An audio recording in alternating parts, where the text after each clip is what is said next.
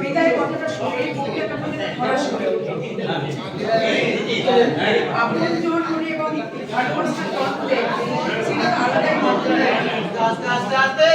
এই যে আমাদের কাকসা বিদ্যালয়, যেখানে একটা সময় এক উচ্চ ধূমকেতুর মতো নক্ষত্রের আবির্ভাব হয়েছিল, বা যারা ছিলেন তারা সবাই এক এক করে চলে গেছেন। কেউ বা পৃথিবী ছেড়েই চলে গেছেন, কেউ বিদ্যালয় ছেড়ে, কেউ বা অন্য চলে গেছেন নিজেদের প্রয়োজন মেটানোর তাগিদে। কিন্তু এই যে চলে যাওয়াটা হলেও একটা সময় কি হয়, নতুনকে একটা সময় দিতে সুযোগ দিতে হয়। পুরনো চলে না গেলে নতুনের আবির্ভাব কখনোই সম্ভব হয় না। সেই জায়গাটা পূরণ করতে আসে নতুনদের দেওয়ার জন্যই মানে পুরনো থেকে সরে যেতে হয়। সময়ের শাসন এমনই একটা জিনিস, এই সময়ের শাসন বা তাগিদ যেটা কি করে সেই সমাজের তাগিদে একটা সময় চলে যেতেই হয়।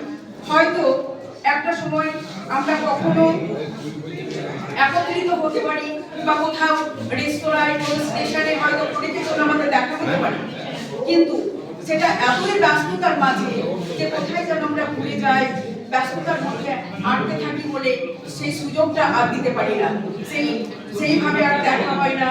কিন্তু মনের গভীরে যে কষ্ট, সেই কষ্টটা কিন্তু আমরা কখনোই ভুলে যেতে পারি না। আর গৌরদা আমাদের প্রিয় মানুষের মধ্যে একজন। সবাই গৌরদার কথা অনেক কিছুই বললেন, সেই জন্য আমি আর গৌরদার কথা বিশেষ করে কিছু বলছি না। তবে গৌরদা সবসময় আমার সঙ্গে আমাদের সঙ্গে আছেন।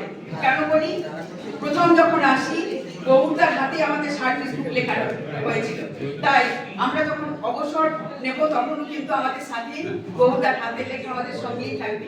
গৌরদার সুদীর্ঘ রোগমুক্ত জীবন কামনা করে শেষ করছি।